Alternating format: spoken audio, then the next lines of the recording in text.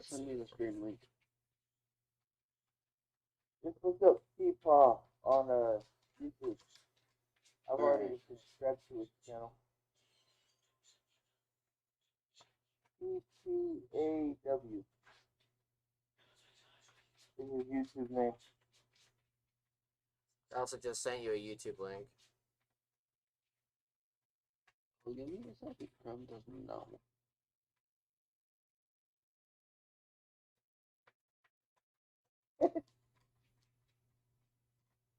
Because I might just put it up on the TV and turn the volume down so that way I can actually see what we look like and know where to move on my actual stuff Yeah. right here. Alright.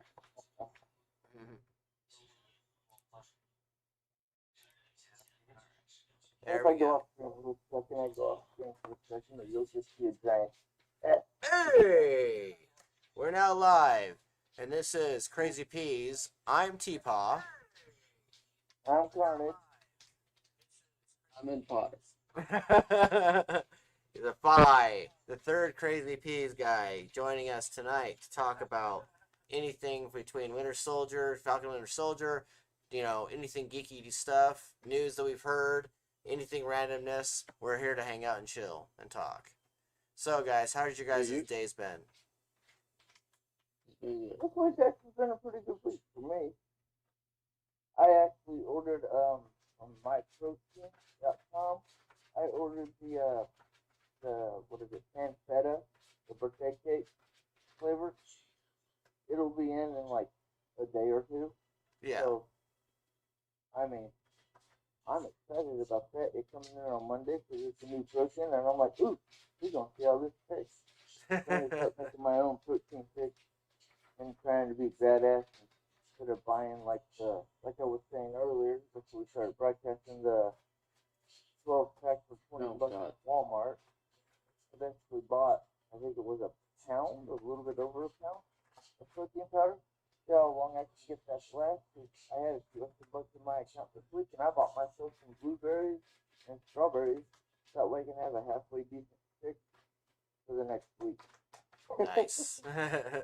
Yeah, this week I actually was focused a lot on getting a hold of people's information so I could send out copies of this motherfucker and send them to people because I ordered 25 copies of them, and people are actually responding to me and ordering copies and stuff like that. So that's awesome. And I've been working hard on ramping up efforts for book 2. I will not talk about the other thing Amazon started. I'll give you guys more details on that because they've got like this private thing that they're doing, kind of DL. But there may be a new format I'll be able to use for the publication of this current novel right here. But I'm also going to be using, they've got an Amazon Vela, by the way, which is short stories and allows you to write 500 words to 5,000 words and make episodic content, which is kind of exciting because there's a lot of stories that I want to tell that are shorter and more condensed, and instead of me just trying to compile them together into bit shorter novellas, I can just release them episodically, and it's like the first 3 episodes are free, and then after that people can pay for tokens to do that. So that's one thing I wanted to update people on, is the fact that I might be able to do Amazon Vela. And Tim, you might actually be able, or Carnage, you may actually be able to do that too. You might be able to do Amazon Vela with your Cyborg storyline you were telling me about ages ago. And a few of the other stories I got in my head. Yeah. That would actually be fun. The simple fact is, when I come over and we talk about some of the ideals on certain backgrounds and whatnot on vampires, werewolves, demons, and angels and stuff.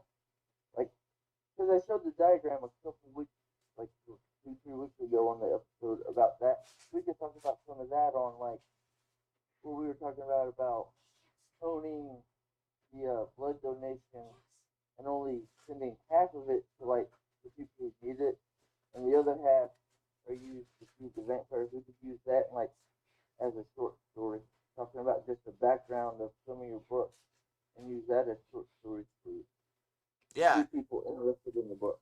Yeah, actually, I was thinking about like of course I had in my head I was like expand world for Shadowfang and stuff, but then I was thinking I Yeah. was like I could do like short little horror shorts that are episodic, and then I could also I was playing Phasmophobia with JT and my wife and stuff, and we were like just bullshitting with Phasmophobia at the game, and I was actually thinking about maybe writing like little episodic ghost hunting stories in which you're just Ooh. kind of going around between little area and like little different sites because they apparently they pay you on the game for in the game for different jobs you're Yeah. doing, like discovering ghosts and stuff. And I was like, you could easily tell, the story of like a group of people who are doing that, and then like have a rotating cast because characters die and stuff. Because in the game, if you find out who the ghost is, but yet the haunting gets up to like level 10 or something, they actually hunt you down and kill you, which you guys know about that. You guys played the game with me and others. So I but remember Diamond Tail. I was thinking about turning that into something with Amazon Vela and like turning like taking a similar concept and revamping it to make it fit like an episodic series of sorts. Okay. What do you guys think Oh about yeah, that? what you were talking about the I think stuff that would from be good. the winter. I think that'd be fun. It'd Yeah. be kind of like us playing D&D, but we could do it like what I used to do in Job Corps is we played a game called Rift, Yeah, which is like D&D, but because the universal background of it is basically it's Rift is universal like made up like TVC or any anime or any TV series, like we were talking about with X-Men, and like this is who I'd have on my team. You actually have Rift in the universe, so you can actually be part of that universe, but you're on our Earth, and they don't know anything about it. And the funny part about that game, what I liked about it being an RPG on paper, like D&D, was the fact that in the description it explains, yeah, laser weapons, you don't get the pew, pew sound effect, so they added into the guns to make that noise. And my yeah, thought was, why would I add that into the gun? No, I don't want the noise. Because if there's no noise, you're not going to know that a freaking laser bolt's coming at you at 2 miles an hour. And if you have the ability to move out of the way, you won't be able to move out of the way because you won't have your senses to hear it. The only way you'll notice it is if you see it. So if you don't hear it, you'd be the best sniper in the world because you turned off the sound effect. okay, So we could use, and because it's the Rift world, you can go from anything. We could use that sort of thing, yeah, like roll and create a story on like Fridays. We could like pre-do it, and then you could put it out that this is what we did. Because we'll record it or whatever, so what and you're then you could saying is use it, and we transcribe the could use that. you're saying transcribe the D&D session and make it to where each character's actions or what they say is like the role play, but also the actions are determined and like how the character, what affects the character is affected by the dice roll. Yeah, but we don't tell them it's a dice roll. We just tell them the story of what happened. He tried to do this. It failed because the other person, having this ability, caught and dodged it. Yeah. Or Okay. don't tell him they have that ability. He attempted to hit the guy and he missed. But he didn't think he'd miss and it surprised him and this is what happened next sort of thing. Yeah, and you could break up that D&D session into episodic things, which is what Amazon Vela would come into play. Like we could actually take and do that to where like you and I are co-writing a story and it's a D&D session and it's based on dice, like part of the story is based on dice rolls, and we could turn it into like episodic moments where like episodically and canonically speaking each episode is kind of predetermined by dice rolls, and so if characters die then you could cycle out your cast, and it also makes it to where it's more like hopefully uh, interesting and compelling when it comes to the way you employ it. So that's a fun concept. That's part of why I was Well, thinking yeah, about doing that. but also the fun part with Rift, what I like about it, or what I liked about it when I was playing it in Job Corps, was your character died. Okay? I'm gonna roll a 20 die. A Rift just popped open from another universe. We didn't die in that effect. It came through out what the other guy's effect was, came through and killed the guy. Yeah. Or because he knew that effect or the guy's personality, he came through, made friends with him, and the guy went from being his enemy to his best friend, and now they're teamed up and going up against somebody bigger. Dude, we did that all the time in freaking Job Corps. We had people from Marvel, Dragon Ball Z for one. That was the biggest one in Job Corps for those guys. Actual D&D characters like what's now called, I think, Dragonborn. Yeah. People who were basically half dragon or turned into a dragon. We had all that stuff before that shit was actually part of D&D. Okay. Vi looks Well, really. you have an open field. What race do you want your character to be? There is no restriction. Yeah. You just have to figure out or look up online how that character's bonuses and autos work. Like safe rolls. What's your safe roll for doing a melee attack? Well, because of his race, he gets an automatic plus 20. Yeah. So no matter what you roll, he's going to kill you or break your fucking face. Sort of thing. That was always fun for me. Vi looks really, and like he was like looking down at something like this. He's just like super intense. So like, what's going on with her, Vi? I'm reading card effects. You're looking at Yu-Gi-Oh cards. Yeah, I was just looking at Yu-Gi-Oh cards. More specifically, looking at the card effects. This card. For the rift, you are the Yu-Gi-Oh player, but you're playing it like they show in like the Dark Dimension in Yu-Gi-Oh. You throw your card out in the Rift universe, but because you came from the Rift universe that has powers for whatever card you throw down is actually your minion. I throw down a blue-eyed white dragon, and one actually pops up. I have a deck of Yu-Gi-Oh cards just right here, guys. Yeah, you have a buttload. Dude, I have a deck somewhere. Because I know we put one together for me, you, and we all could play for fun. Yeah, no, Tim, find your deck. I want to play with someone. Cam won't play with me.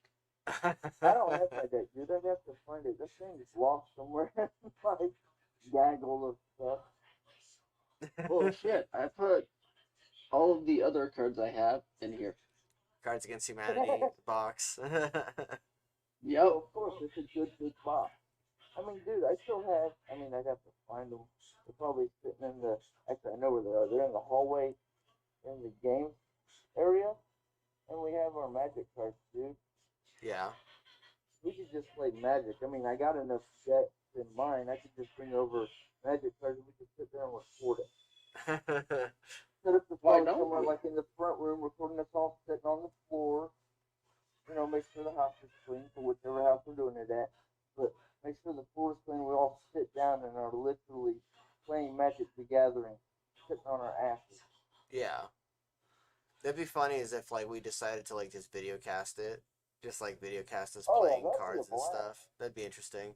Because like I know there's a lot of different places that like there's a lot of different not places but people who have like that one podcast that does they like record their podcast with their RP sessions, like roleplay sessions, and Ghostelle was heavily into it. We were driving down to Salt Lake City to go to the aquarium, right? And she was kind of like having massive withdrawals because she wanted to listen to that podcast, and we didn't, of course, because we were listening to Playlist for Mom for the memorial for her anniversary. The second, it was April 15th recently. But we were going down south, and she was like missing that podcast, and it made me think about the fact that I'm like, we could easily be creating other podcasts where we just randomly, because a lot of people they use theirs for talking, we use ours for randomness. We could create another one in which we're just like we're playing card games and stuff. Like it could be. I already talked to Karnage a bit ago about how we could just be doing another podcast that's like completely different from this one, and it's us two doing random like workout stuff or talk about other stuff, and it's like separate or indifferent, and like because I myself am trying to find a way to create another podcast because I don't want to just do a podcast by myself, right? Because that would be kind of awkward and weird because you're just talking to yourself. I mean, I know Kevin does with Smodcast here, here and there, Well, but for me, I it's like like that. weird. For Dad, Dad Joe, he was actually texting me. Okay, remember we went down and visited with him that one Saturday. I got you play off at me playing Russell, Yeah, and I had to go back. He was actually asking me what us podcasting was, and I'm like, that's basically like a talk show. You just have the video camera on you, and you talk about whatever. I was even telling you Yep. could talk about your AO, your NFT online. You could talk about whatever. Because he used to do online, basically radio show where he played music in the background, which with half the things you got to be careful with that because it's copyrighted music. yeah, But what he used to do was he did the BDSM podcast, and every once in a while, people would ask questions. He'd tell them about what he knew, and he said once or twice with the wife he had at the time, he'd take her, he'd put her up on a cross. Can't yeah, remember the name of the cross, but it's a BDSM cross, and he'd basically go to town on her, showing other people how to do it as a dom, and showing her actually taking it like she's supposed to as a sub, and then also showing the aftercare or he'd end it and say, all right, y'all got to give us 2 minutes for aftercare. yeah, Because if you're going to be a dom and your woman likes change and likes getting the crap beat out of her, immediately after you should take care of her because that's part of being a dom. Your job is to take care of your sub. And he was talking to me about just doing podcasts by himself, just talking about AO or whatever. I'm like, yeah, no, you just gotta make a Twitch account. He's like, well, I already got a Twitch account. And he was talking about one of the chicks that he plays AO with. He's like, yeah, no, I'm broadcasting on my Twitch, playing the game with yeah, people and running around and doing stuff as a team. And I'm like, well, you could still do that, but you could do it as your channel where you're showing what she's doing. You're both broadcasting, but you can show it from your guy's point of view. But if you want to do another one that's just specifically talking about like what you guys saw, us talking about movies, um, just his genre of music, what he likes and whatnot, and just talking about that sort of stuff by himself. I've actually brought that up to him, and he's like, you know what? That sounds like fun. And I told him if he gets a big enough audience to follow him, he could probably, not probably, he could get people to donate. Because it's the whole thing. Like on YouTube, if y'all want to donate to help us, improve and get better and move to the next step, donate. If you don't want to, you don't have to. But if you're one of those rich people who have the money and can afford to, you would greatly appreciate it, sort of thing. And because I always podcast with you, it's kind of, we've already talked about, yeah, if one of us gets money off of it, we'll split it. yeah, So, yeah. We just don't have a donate button yet. That's the problem. well, So I think there's a way to auto do it even without having it share. Because I've watched a few people where it's not part of their broadcast. You don't have to. But there's always a button in the live chat, I think. I don't know if it's just on phone or if it's on phone and your computer. There yeah, should be a way to donate. And if not, then it's put into the comment section. Donate to my Venmo or donate to, something that doesn't cost anybody money. They're just donating money to you. you can Like basically a lot of edit people your. do on You TikTok. can edit the information section of the video. At least I think so. In post, and you can add the donation link into the description below. Basically. Yeah. Well, but I mean, so that way we get live. But my thing, I know on Twitch, I don't know how it works. I haven't figured that part out. That's still me trying to work it out. We've Yeah. had better luck doing this on my phone on Twitch, but I don't know how to do it on Twitch and still use the app we're using to broadcast on my phone. So for me tonight, it's just whatever. Well, Oh, that's I'm the thing waiting for is my we were using computer. Ingenuity to podcast because the fact that Teresa and Sheree are out of town, so I basically used Discord to talk to you guys on video, and then used OBS to You're record just it. broadcasting. Yeah. But we usually do it on 2 platforms. Like, I think it was last week we did it on my Twitch and your YouTube. Yep. That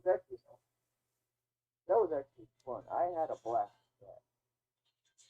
But like I said, I don't know how to do it on my phone, and I'd have to put other apps on my computer, and I'd be sitting here with you guys, but I'd be broadcasting over there.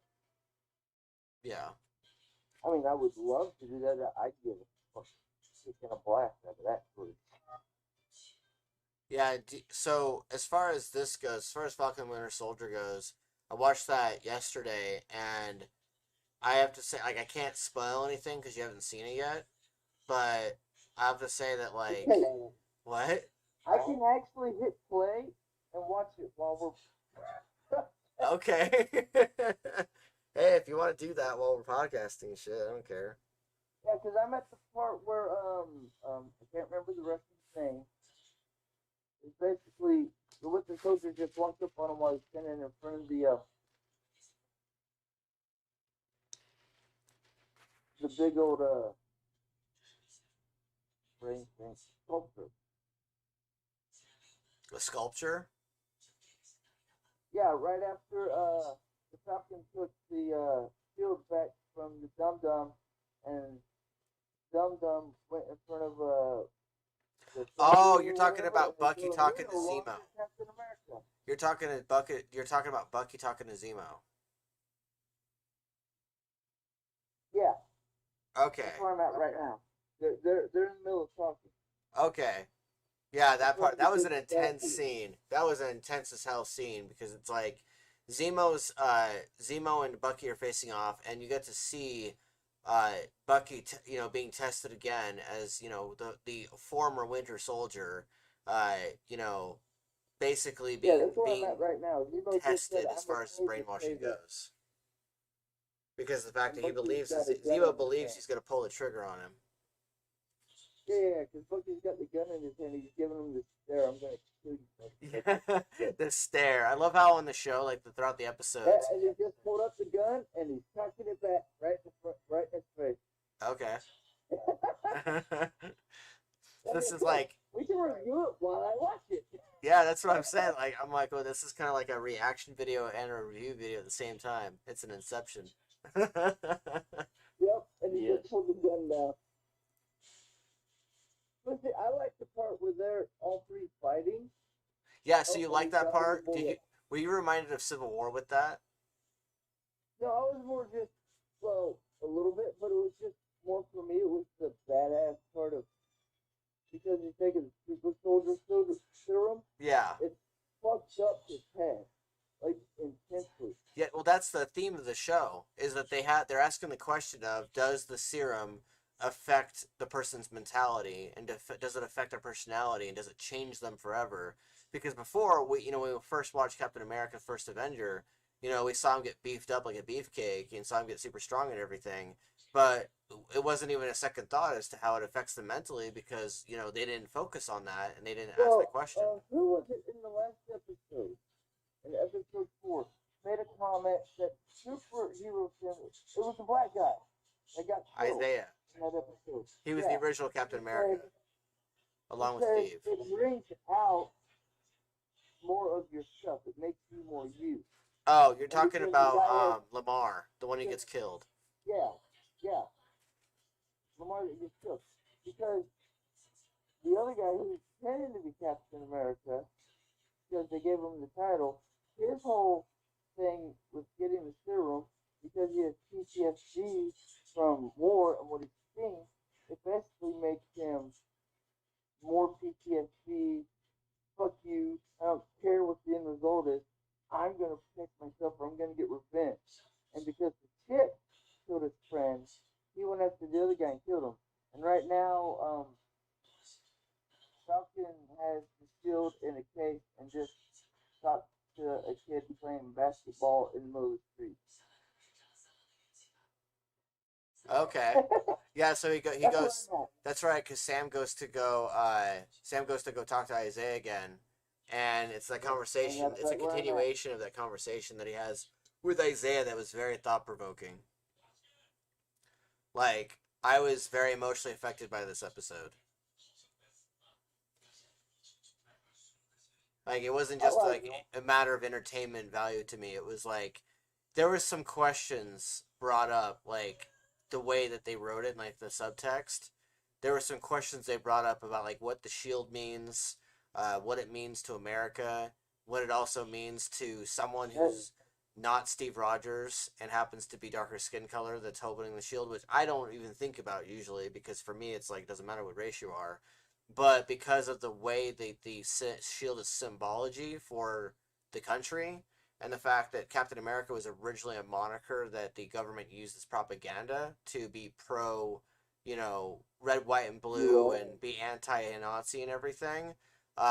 They pose the question of what is it like to have a black man be Captain America, and you find out in these last few episodes that America has a dark history when it comes to the super soldiers and how they treat people who are immigrants or people who are not originally citizens or people who are citizens and they just simply are judged because of their race. Yeah.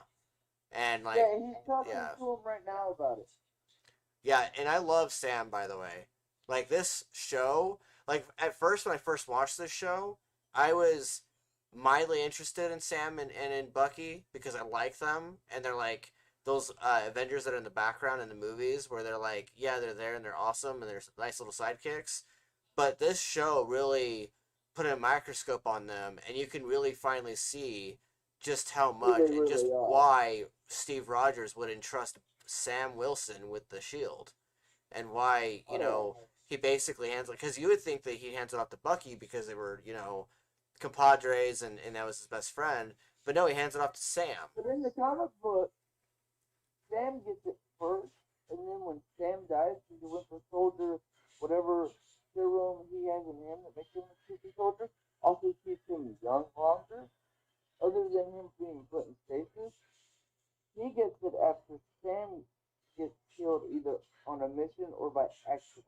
I don't remember which, but in the comic book, he dies or gives up Captain America, the shield, and the title Captain America. I don't remember which it was. It was one of the two. Dude, Depending on the comic, I think it happened both ways. Do you think Sam is Don't question what I'm doing, guys. Do you think Sam is going to be? Do you think Sam's going to be a super soldier, or do you think he's just going to be a regular guy wearing the suit and brandishing the shield? I think he's going to be a regular guy. Hang on one second. What'd you say, Nephi? Don't question what I'm doing. I never even asked. You just went off screen. You went off screen, and all we could see is white. Like a goddamn lunatic. Oh God, there is noise. Where's my remote? But like, yeah, no, I actually really, really dug what they did with this episode. What? He's showing the scar he got. Oh yes, where he pulls up the sleeve and he shows the scar that he got on his arm for serving his country. No, it wasn't his arm. He was showing right here. Yeah, that's what it. Yeah, okay, that's where it went. Sorry, I was remembering it being on his arm, and it was probably on his chest or on his side. But no, he got that for. It was right on the edge of his belly and his six-pack sort of area. Yeah, so right by his rib. Yeah, no, it was beyond fucked up what they did to him because he served his country and he did exactly what Steve did, but because of the fact that he because of the way he paints the circumstance was because of his skin color, but I don't like assuming that. But that's only because I just don't like doing that. With the way they Oh wait. I mean, that's kind of like 2020. Cops going after black people, even other black cops, because it's the cop thing. And it's like, kind of an asshole move.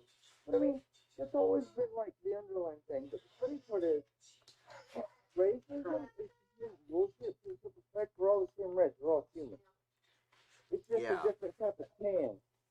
And because, no offense, I hate saying black people, but that's the best way to say it, because that's what I learned when I was a kid. But the guys with darker skin, like blacks or Indians or Arabic, depending on your shade of skin, depends on how you get treated. Because we, from my point of view, us as the white people are technically, we're the descendants of, at least this is the way I see it, we're the descendants of Cain. Because it's the thing of, I'm going to make you and all of your descendants have a certain sign that everybody's going to see, and they're going to know. So it's either they're the black or they're the white. Yeah. Those are the only two options you get. And because us as white people have been more of the race, more of the skin pigment, because we're not a race, we're a skin pigment.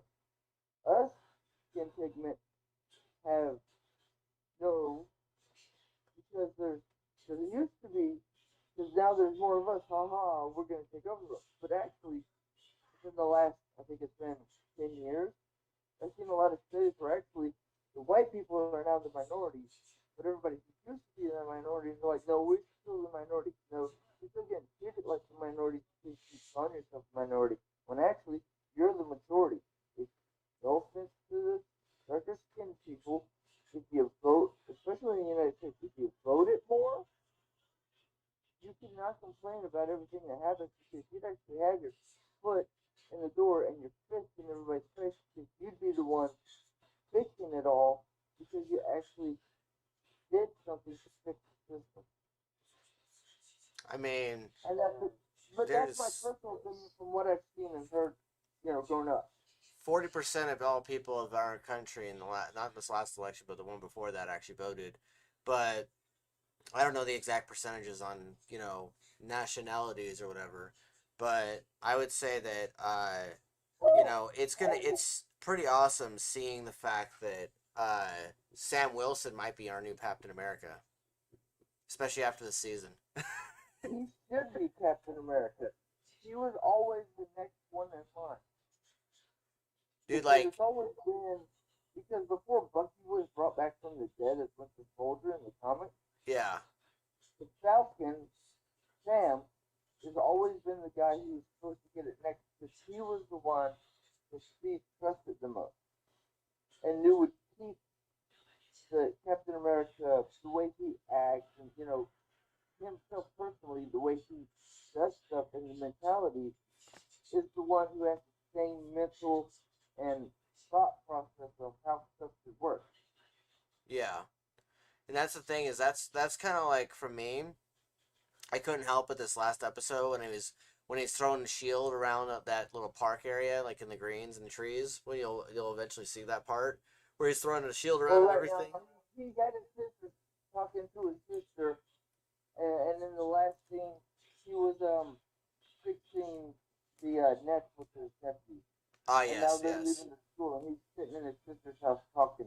There's a part in the show where he starts throwing a shield with Bucky, and they're talking and stuff. And I couldn't help but be reminded of the Winter Soldier movie. That moment at the beginning and near the end when Steve is running around the block and going on your left, and the whole time Sam is stuck on like his fifth lap, and Steve's on like his 70th lap, and he's like, "Wait, how many laps you take?" He's like 70, and he's like, "How many did you take?" And he's like, "I'm on my sixth lap, man. Not everyone's a super soldier." And he's like, "On your left." No, don't say it. On your, shut up. That's the part that I laughed at. Don't say it. Shut up, dude. Don't say it. And he started saying it louder and out loud, so that was Yep. to him. He's just like, nope, on your left. Shut up, asshole. I know you're on my left, you fat fuck. Yeah, I absolutely. Shut up, you fast asshole. That's like me. I'm slow when it comes to like running and doing that sort of workout. On your left. Shut up, asshole. I know this. I'm slow. I absolutely love how Sam is on the show, though. Like the last 5 episodes that have premiered so far of Falcon Winter Soldier, I feel like I know way more about Sam and about Bucky than I have in like 20 movies, or at least 6 movies that they've been in, and it's pretty entertaining. Yeah. I was listening to Kevin and Mark talk on Fathom Beyond today with Christian Harloff, and Christian Harloff was talking about how they have the movies and then they have streaming, and how he gets far more out of 6 episodes of streaming content versus the movies, and he feels like he wants the movies to be he wants Star Wars to only be streaming. Like, he doesn't want to see movies from Star Wars in the theater anymore. Like, because of the fact that the way the last trilogy was and the way the Mandalorian was and everything, he wants to just be streaming.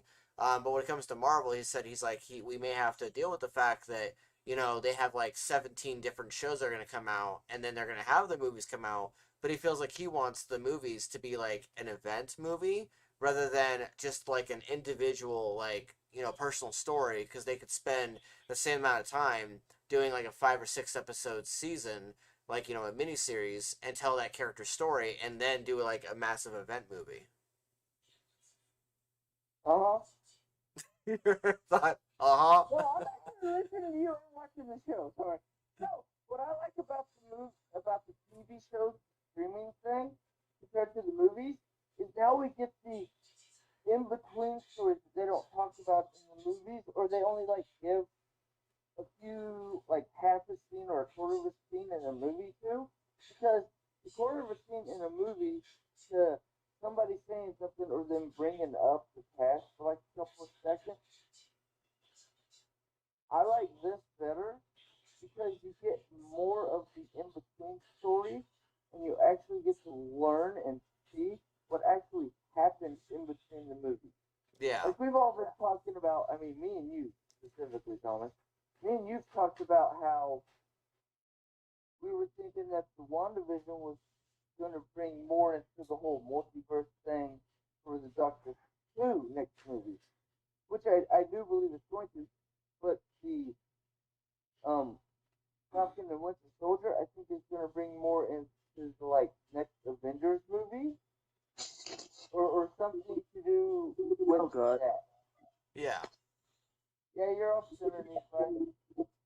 No, there's echo and other shit, and woo. Well, of course you're getting an echo. I get an echo too because I'm hearing myself from Thomas's side while I'm talking every once in a while. But I'm okay with that because I know what's going to happen.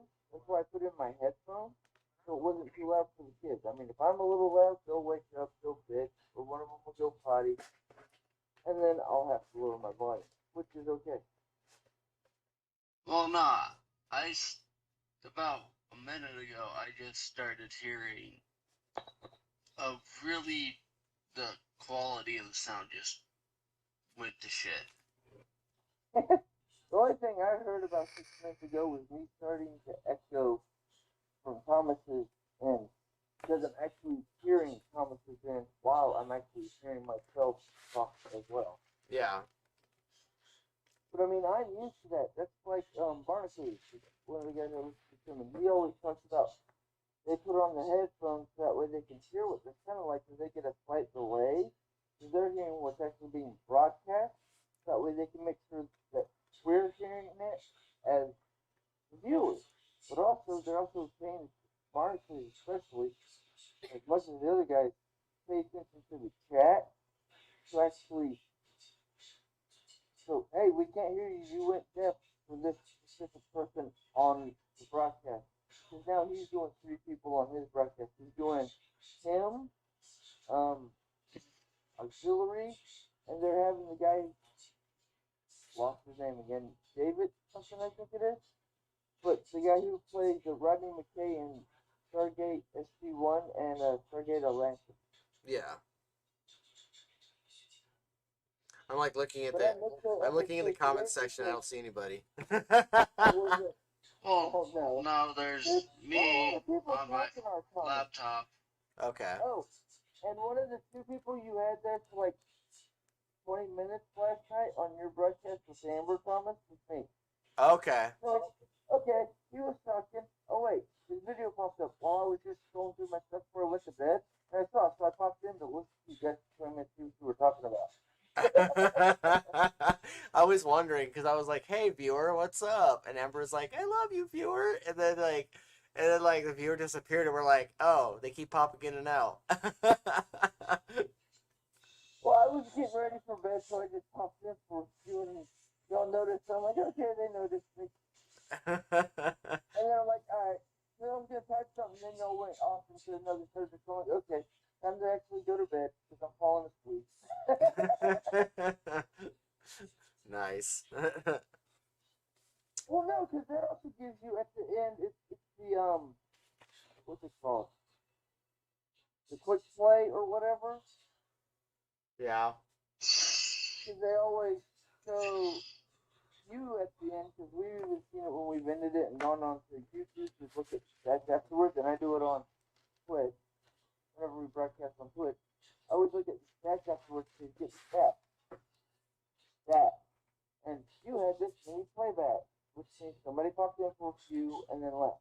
Yeah, no, I noticed that, like, And that I'm I made a okay lot of with that playbacks. because at least gets our name out there and people know who the hell we are. Yeah. Like the one chick we got freaking, God, that was like 3 or 4 episodes ago. I wish we could get her back. She's like, so, you, Karnage, have a voice for radio. Thomas, you have a voice for TPAW. You have a voice for, like, audiobook. Yeah. And we were even talking about the book. No, you have the perfect voice for reading audiobooks. You have the voice for radio. Yeah.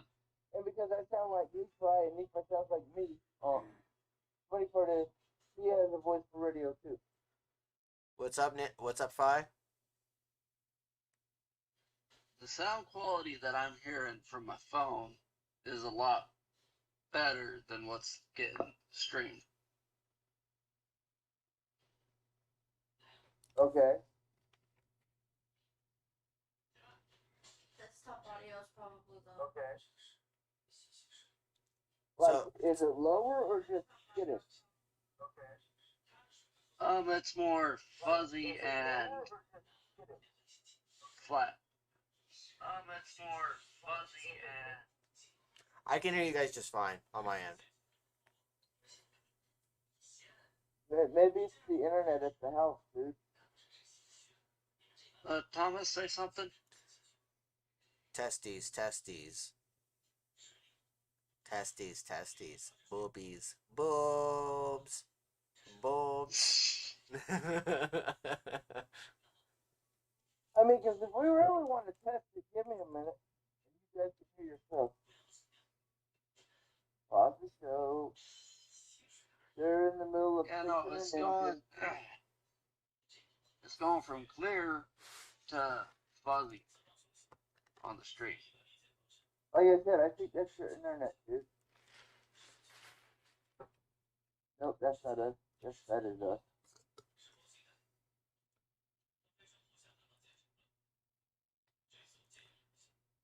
Alright, Thomas and Nephi talk. Boobs. Alright. Boobs. Titties. Boobs. Boobs. Boobs. Boobs. And boobs. Lots and lots of See, boobs. I can hear y'all just fine on mine. Your internet, Russell just has too slow internet, dude. Because he doesn't have the router or the well, no, he doesn't have the router like we do at my house. Because at my house, the router we have is the one that does the 5 gigabyte internet. And I know Russell doesn't have that because he uses the one. No. Mine has 5 gigahertz too. Well, then you need to be on that one instead of whichever one you're on. Because if you're on the regular, it slows it down a little bit. Because I mean, nothing else should be running at Russell's house unless Russell's downstairs watching, something or on his internet on his laptop. Actually, I think I know what's going on here. Well, if you can figure My it out, computer's awake. Is it just being a stubborn old bitch, even though it's a young hoe? Maybe that's his issue. It's too young a hoe. So today I actually streamed, or not streamed, but I read out chapters 3, 4, and 5 to my Discord peeps. One of them's in Sweden, and then the other one's in Britain, and a couple other ones are in other parts of Britain. So I read out those chapters to them, and they actually followed along with the book, their copies of the book. because apparently they actually snagged a copy themselves. And so I was reading out to them with chapters 3, 4, and 5, and that was pretty cool. And they actually really liked it. They liked the chapters a lot. Okay, I just got to a funny scene. Sorry, I was laughing. I heard what you said. Okay. I was laughing. It was the sister telling the boys, "Y'all don't know what y'all doing. Just quit." Yeah. Right TV, right? What's that? What I they said, said? can you hear the TV? No. Alright, get the fuck out of your laptop. Oh, they're throwing the shield around. What's that part, Thomas? In front of the house. Knocking it off with the pads on them. Yep, And it's they're like talking about Steve and whatnot.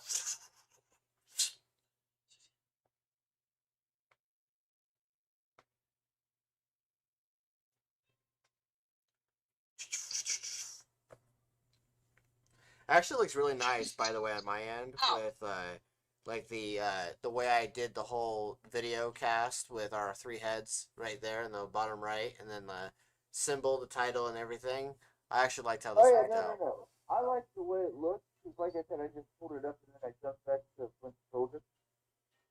Falcon and Winter Soldier. But, no, I like it a lot. Hey, look, a light bulb. Oh. The flash. The Fi has gone dark. I know. I'm You went to moving. the city club. He's got to hide the extra city. Yep. What? I'm just hiding the titty on my ceiling.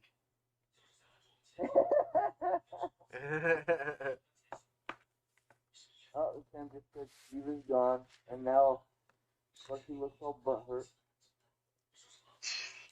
I'm right here. I was just moving shit around.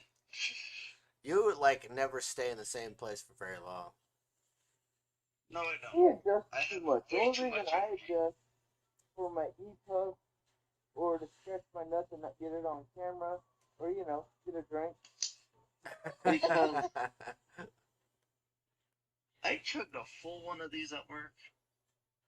Not sponsored, by the way. Wow, that would be awesome. Be sponsored by Knox. See, they have the regular energy drinks. I'd want the turbo that freaking got no regular sugar in it. Only like 10 fucking calories for the whole damn jar. Can, the giant can. Dude, I would be down for that. Yeah, sponsor us, Knox.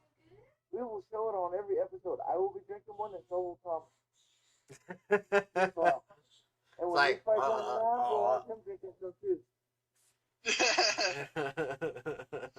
Well, nah, dude. It's the thing. You're part of the Crazy Peas. If you on the podcast, homie, you gotta have a knot. Why? Because we're sponsored. We gotta show it on every episode. We just want 10 grand. And you just make sure we get a crate every month for our supply on the freaking podcast. We'll show it every week. And I will too, and you know I will, Thomas. Yep. Damn straight. We've talked about that. Y'all know. Y'all want to sponsor me? This shit's going to be on every broadcast. But you better remember, I want to get such a change for having that stuff on every broadcast. To make sure it's on every broadcast, you better send me products, especially if it's edible or, you know. I'm down for that. Completely. Edible? You want edible? We got fucking Twinkies. Screw you. No. Oops, there was We a gotta nip go slip. back to, Macho Man, Randy Savage. Tap it to a Slim Jim. Tap. You know?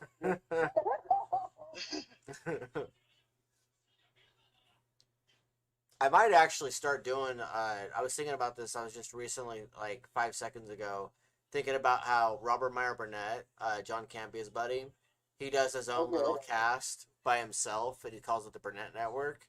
I may actually start thinking about doing something similar for mine, and maybe the only time I ever do like a solo podcast is when I'm doing like my own thoughts on things, like my reviews, talking about stories, anything that has to do with anything. Because I know that there's a lot of writers who will do their own little solo shots and solo videos on YouTube and stuff. So I may be the only time I ever do it for me is I might to do my own little cast, but That'll just be like something that's on the side You while hiccuped we're a doing this. little bit, Thomas. What's that?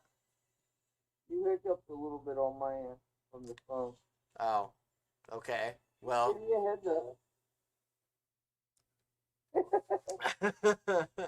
You were Yeah. talking about the podcast and it hiccuped on me. Yeah. So I was basically I've been contemplating kind of what else I can do aside from this crazy piece cast because the weeks are very busy when it comes to like doing anything on Monday through Wednesday, and when it comes to doing anything Thursday or Friday, like it is busy as shit going throughout the weeks, and so like even being able to do this crazy piece cast is insane. Like being able to do it because of how busy life gets. But I'm thinking about possibly doing that. Okay, the easiest way, my thought, is you get up at 7 o'clock in the morning. I come get you at 7 o'clock, when the girls get back in town. I come get you at 7 o'clock in the morning. We go to the gym, we work out, and then, instead of me coming and getting you at 10 p.m. at night, you just do a podcast every night on your laptop or whatever. I mean, I don't see myself getting up at 7 in the morning. Just talking about the bullshit that happened at work. It is going to be interesting though because in just a few weeks, like a couple weeks really, because it's like what it's the 17th or the 18th. Yeah. In about it's an hour 15 T minus 15 days ish. My shift changes at work from 10 to 7 to 9 to 6, so I'm gonna have to get up earlier anyway to go to work and stuff, and I'm gonna get off at 6. At 6ish. Yeah. See, you want to know the only shift change I get? It's overtime. It's called 4:30 or working on a Saturday. Work on Saturday? No, I'm good. I work every day. It's called being a dad. That's why I don't leave the house until the kids go to school, and that's when I get my gym time 99% of the time. Yeah. So it's funny, unless I get stopped by the girls going and getting Thomas, leaving the house about 9:30, 9:45, going to get Thomas, taking him to the gym every night at 10. I'm sorry, that's my plan for the rest of the damn shit, the rest of this year. So I'm gonna get his ass skinny, my ass skinny, and no offense, we're gonna build money and make you look like the fucking stick, okay? I ain't gonna be no fucking stick. You kind of are a stick You with already a muscles. stick, you ain't got no chest. You I are, looked at my chest for like 2 days, it's like, buddy, you're a stick with muscles. Like, let's put it that way. The only thing he needs to build muscles on is his chest. That's the only thing small on him, muscle-wise. I mean, no, I'm just being serious, bro. The only thing you don't have is the fine chest. You don't have the underlying thing. I mean, you have a chest, but it doesn't bulge out. No, we're gonna go with muscle. You want a bulge? Look at the difference. I gained like 3 inches. Just set up your job because they're building trailers and you pick up fucking big ass pieces of metal all day. Shut up, ho.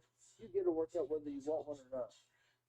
That's why I know I think you should cancel your membership at VASA, since I got the membership I did, and change price, bring people, and I'm paying less than you are.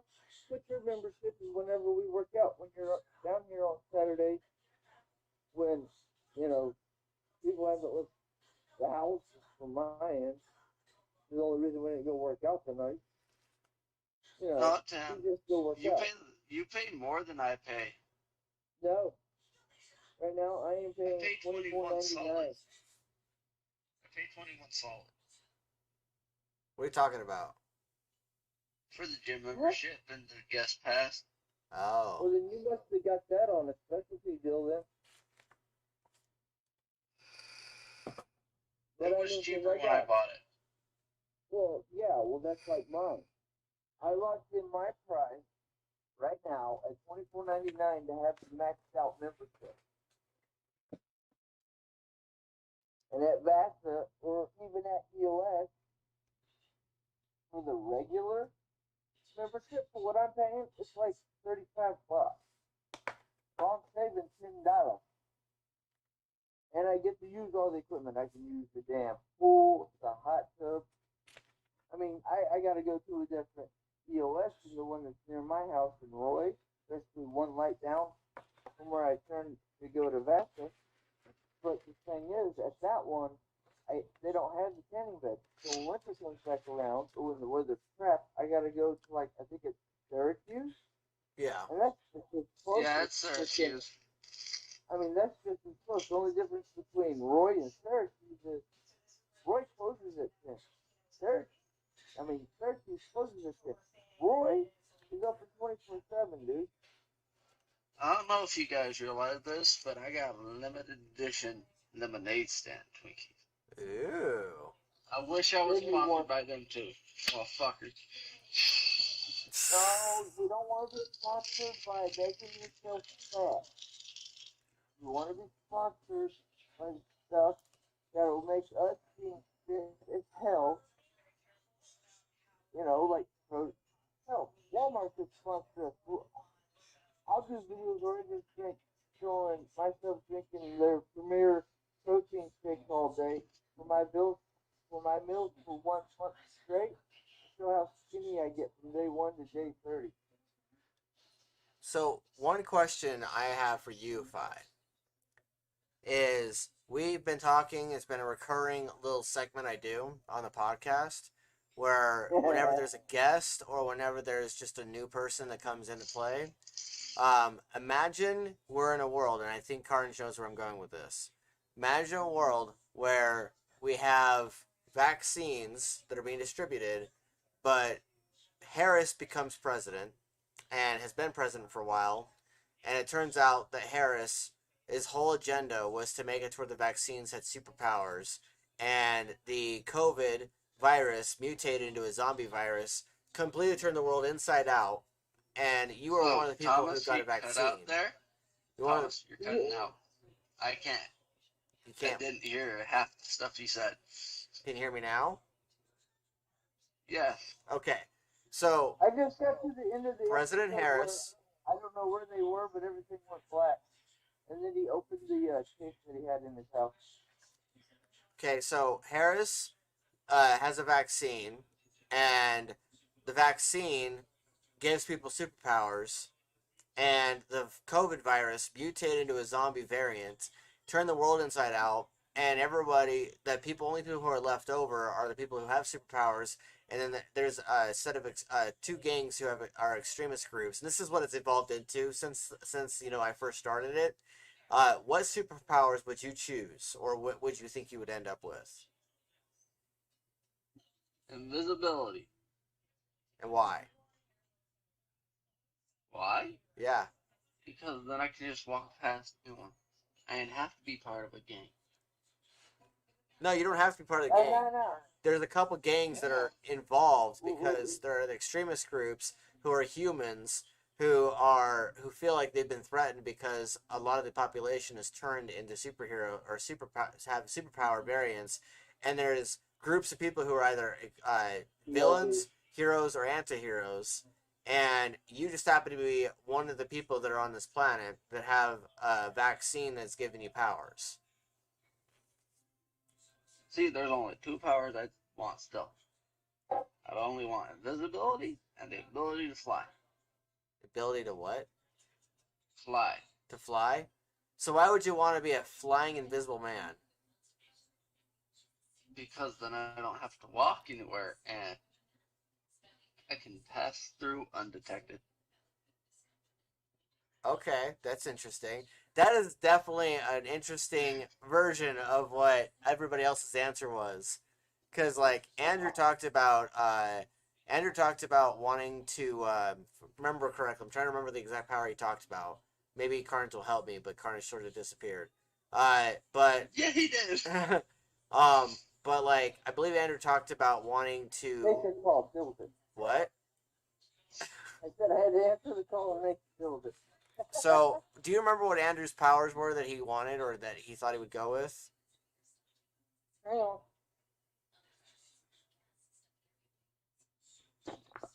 Because Andrew was talking about how Andrew was talking about how the powers that he thinks he would end up with are, I think it was a version of telepathy, or it was flight as well.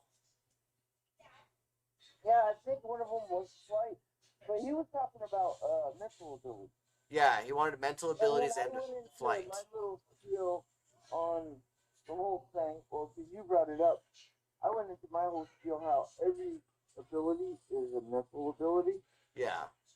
and it's just, it's like cancer. Well, what cancer did you get? How did it hit you? No, I didn't get cancer. I got freaking superpower to do this. But I figured out how to use my superpower because everything's mental. I figured out how to use it to basically learn how to use all the superpowers. You're just having one. I'm going to use my one superpower to figure out how to become a all superpower person. See, and I chose the one I thought I would end up with is the blending hybrid of telepathy and telekinesis, as well as flight and thinking that maybe like I'll heal faster. Well, yeah, and do you remember my reason for saying mine would probably be healed? Because of the fact that you smoke a lot and you think you're like Wolverine. No, the reason, well, I have his mentality, but no, the reason I said that mine would probably be healing is because if it changes, excuse me, the way your body already reacts, my thought process on it was I'll end up being like Wolverine because I have such a hard time. It takes me twice as long to heal as everybody else. It starts out Marie too.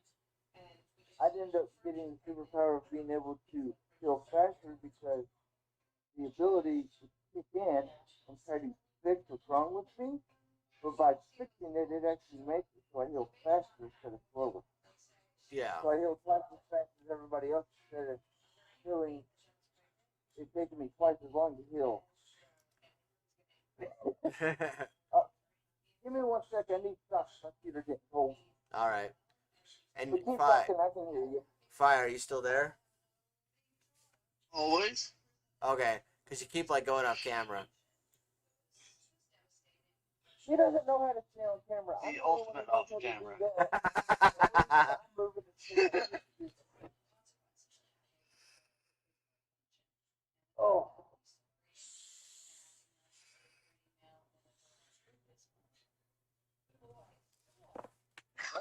Stores everywhere What, Thomas? with Amazon. Somebody got naked in his room. Camera disappeared.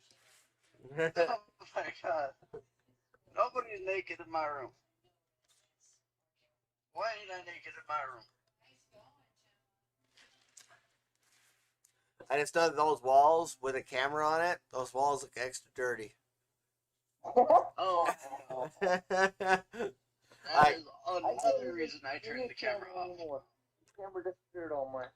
It's like I was looking Well, at the no, my walls camera's behind him, off. and I'm like, my God, what is that stain on the wall? Yeah, Update. dude, that's just the Crown. wall from all the years of Tim, Amber, Liz, and even my son Connor living in that room. Yeah. It's 14 I don't remember years. Amber ever living in that room. I remember Amber being in the opposite room across the hallway, but not in that room. And Tim, you That's got it by the wrong. time It's you me, met her. Robin, Before Connor. that, she was in that room. I mean, I know my wife tends to be dirty, which is why I get on to her about the house, but my God. Well, we're all Behind slightly my dirty. TV, there's fucking spray paint on the wall. Because I decided I wanted to spray paint the room black. See, and there's the funny part. The kid and both of their rooms, or Nikki, which used to be Connor's, has a spot in the wall where the paint was trying to loosen itself, and he started to fill it, and then when she got it, she completely filled it. So I'm thinking to like take something and like completely like draw something there, move her bed for a day, have her go to Ruffles for like the Saturday night till Sunday, and then skip the day of Chris to like paint her wall and let it dry. Well, 10. Get the wall putty, put that down, and paint it. Dude, it doesn't need putty. It's just the outside paper that's gone. It's basically just paint over it. I mean, there's still paper there. You just took off the layer of paint, just like Connor did, because the paint was peeling off. The wall's still So there. you It's mean just a layer what's... of paint. You just see the drywall underneath. So it's literally perfect. All I gotta do is paint something there. I mean, I could go get the pieces of paper or cut up a few of the cardstock I have sitting in the garage into a specific design or shapes that I need, and just like spray paint, move it, take the next piece, and basically turn it into like a piece of art. I bet you I could find a way to do souls, if you like souls, or, because I'm a goofball, I'll end up finding something badass online to see like things, just like I do, just like Connor does. They all like my DVC thing. Just end up turning it into like a female super saiyan on the wall, like Khalifa or Kel. All right. Hey, that's my thought. Because I'm sorry, they're badass bitches, and they're the first female super saiyans we've seen on the TV series. Yeah. So I'm sorry. I think she'd enjoy the shit out of it. Like, find some good, just turn it off, cut it off, put it on the wall, like put a little bit of glue or like Mod Podge on the back, stick it on the wall, then spread out the Mod Podge with an acid brush. That way it pushes it out. But then give it like the 20 minutes to dry, and then put another layer on top because Mod Podge dries clear.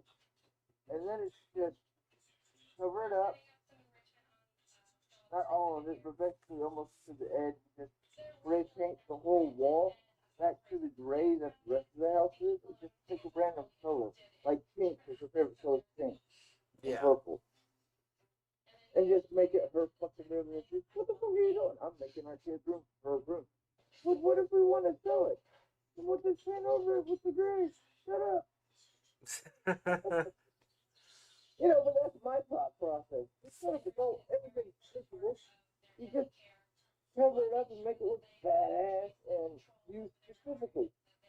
That's like I just colored the picture and decided to tape it up to the wall. What's gonna happen when I take it off? Oh no, some of the paint came off. Okay, we just need that killer gray. Hey look, since it came off, I'll take a chunk, I'll take it to freaking Lowe's and get them to color match it, make me the same color. I'll bring it home, I'll paint it. Whatever.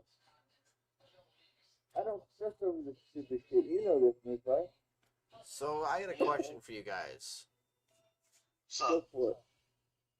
How do you feel about if I do the Kindle Vela, and if I do end up doing that whole thing where we do the roleplay sessions and stuff like that? How would you feel about taking and recording each of us taking turns narrating the stories, like the shorter 5,000 word ones, and putting them on YouTube? let's do it. I'd be okay with that. Because then each of us would get a chance to narrate the story, and it would make it to where the YouTube channel would have because we'd have different stories, of course, and the different stories the episodes would have different lengths. So it would be like ideally 20 or 30 minute audio recording anyway, and we could just put we don't even have to have video on you guys' face on video. We could just have your voice recorded and have a graphic that's there so that the audience could be listening to the story. Okay, I'd be okay with it, but talk to Amber, because she's heard all my voices. I mean, even she has heard some of my voices here. Me, it's okay. This is the character. Read the story first. You're gonna read this character. Okay. Me, I'd read the whole story first, or part of it, to get the idea of how my character acts, and then I literally not have this voice. I mean, it'll still be my voice, but I'll slightly alter it and read it like I would if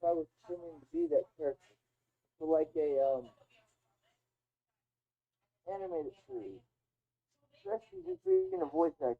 I can do that. That would not bug me at all. I'd actually have fun with that.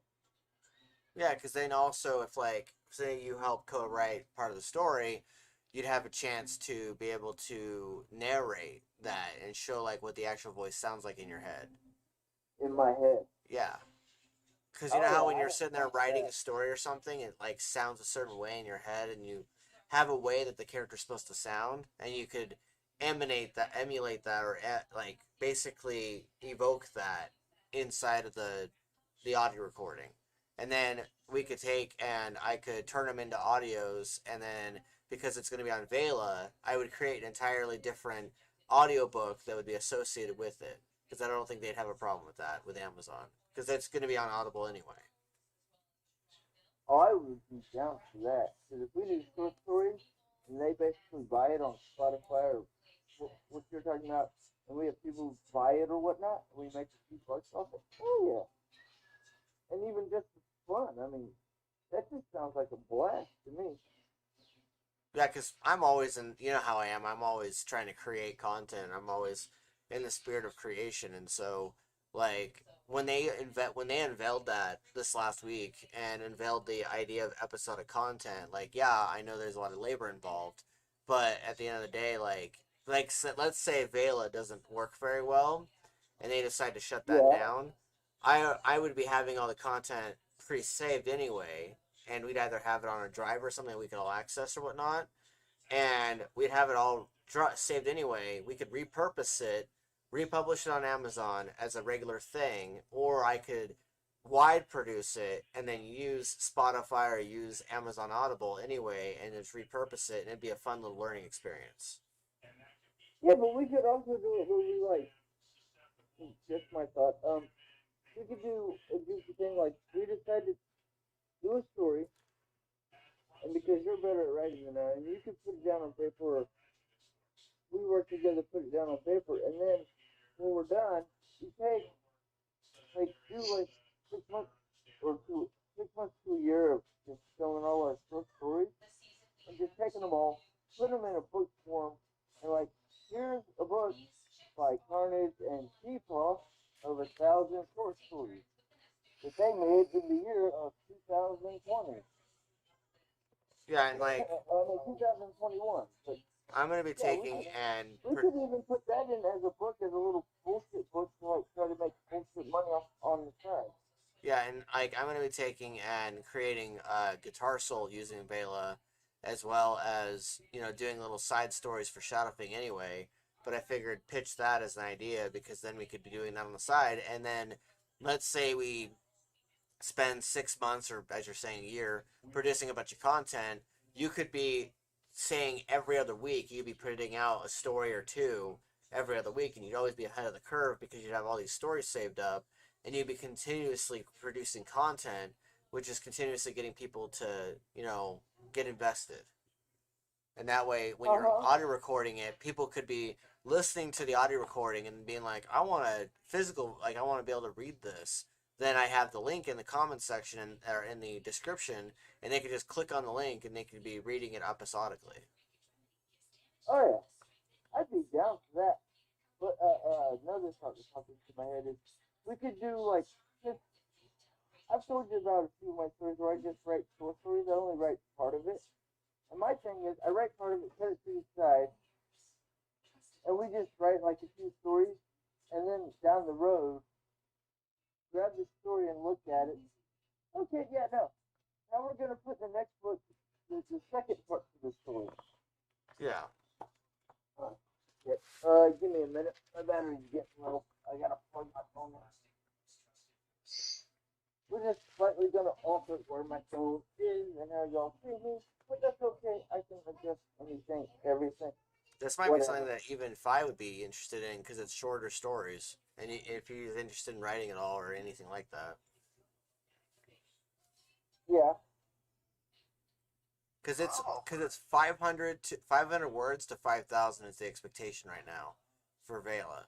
So you don't even have to write like a 5,000 word story. You could write literally 1,500 word story, like a short thing, like 3 pager, and be episodically releasing Yeah. that. Oh yeah. I see that. I mean, yeah, I think it'd be fun as fuck. And what happens is on You know, Vela, I what they like doing shit everybody else doesn't like doing stuff. what they do what they do is they have it to where the first 3 episodes are free. At least this is the model they have right now. First 3 episodes are free, and then after that, people pay for tokens. They haven't really gone into how the system works with tokens, but the idea is you get 50-50, 50-50, so whatever Amazon earns, you get 50% of it. And so we could be splitting that 25-25, and basically you could be getting tokens. And so if we get people invested in the content that we're constantly producing, I'm already producing Shadowfin content, I'm already producing Guitar Soul, I'm already producing my own short stories. So they'd already have a wealth of content that I would be, attempting to create and produce and everything. And my aunt actually agreed to help me edit the shorter ones because I told her I was like, it's 500 to 5,000, so would you be okay with editing those or something like that, or I could pay you or something? And she's like, I could help you with editing the first couple of them and then see how it goes. And she's like, 5,000 is a lot better than 120,000. And so I'd have to get another editor to do the editing for the novels, but she could be helping me edit the shorts so that I can have edited content that could go on to Vela. And that way we could be maybe we'd be able to create like a system where Tammy's continuously editing content. I'm giving her like $100 here and there to edit the story, or 150 to edit the story, which is an investment. And then we're continuously putting out content, and I'm already creating a wealth of content from my end, and then you are helping me create a wealth, and we've sort of created a network of stories. And then using this audio system that I've got to record it and basically translate it to audios, and that way people are continuously listening to the stories while they're on the road or something, and they're like on their, they go to work, they for 30 minutes they're driving to work, and they've heard episode 1, and then they on their way back they listen to episode 2, and they're continuously, and then every single week they're like, holy crap, a new episode's coming out, holy crap.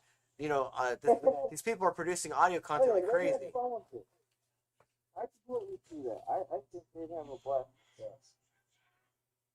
And it'd be kind of like haunted stories on the road or something like that. And like, let's say, the role play thing. Like the ones I like listening to? Yeah, like you could be creating content like that where you're basically creating content for someone else to enjoy, or you're listening to yourself talk while you're on the road, or listening to one of us read out the story on the road, and you're basically listening to us tell stories, haunted stories, and we're taking that idea from the Phasmophobia idea I have, where we're not taking Phasmophobia, we're just taking the concept of it and creating stories of people hunting ghosts and shit, and it's like this haunted stories on the road or whatever, and that way they could be going to work or going on the bus, and they're listening to these short stories or these episodic stories of continuation, because we could take characters and just have the cast rotate to where, like, say that character in that story dies, but the character that's in that story with him continues the story and takes the mantle, and so that way you have a continuously cycling thing, and then you're like afraid the character's gonna die, like there's actually stakes. Kind of like how well, it looks like this character might die. I'm gonna go look at this. Oh wait, no, it wasn't that one. It was this. Yeah, and like YouTube is a good avenue for like this podcast, and it's a good avenue for a lot of things, but I don't want to stick to just YouTube.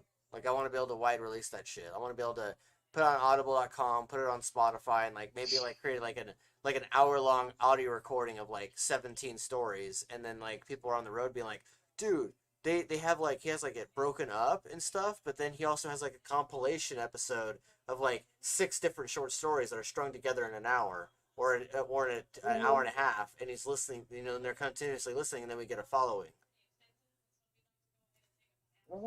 These are the stuff that goes on in my cranium. Take that there for a second, though. Me? Yeah, on my end. Oh, yeah, no, you cut out for a solid second. Oh, but this is the stuff that goes on in my head, is continuously trying to find a way to create content, tell stories. Oh, yeah. Well, that's always like, that's why I was saying what I need to set up. And I think we lost this guy. At least we did on my screen. Either way,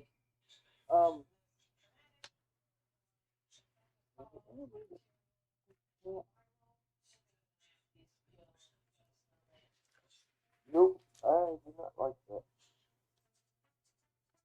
There we go. Now I can see myself. Anyway. Well, no, because it was adjusted in the way it was adjusted to me. I couldn't see what the hell I looked like because it was only showing me from like here to here. Yeah. So I had to bounce out and bounce back into the video call. One of the guys that's in my Cinema Cop chat, Lewis, he's heavily into this audio series called Tales from the Gas Station, and it's this I know that one. And it's this audio series that's a bunch of short stories that are compiled. And he got really sad when the person who was creating them got to like volume 3 or 4, and then they announced that was the last one. And he was like, "Oh, I love the Tales from the Gas Station." And I was like listening to it, and I'm like, "Wait a minute, these are ghost stories, and these are like little stories that they're putting out on Audible." And I'm like, "We could do something like this." And then I was playing Phasmophobia with JT and with Ghostelle. I was like, "What?" You said you cut out again. Oh.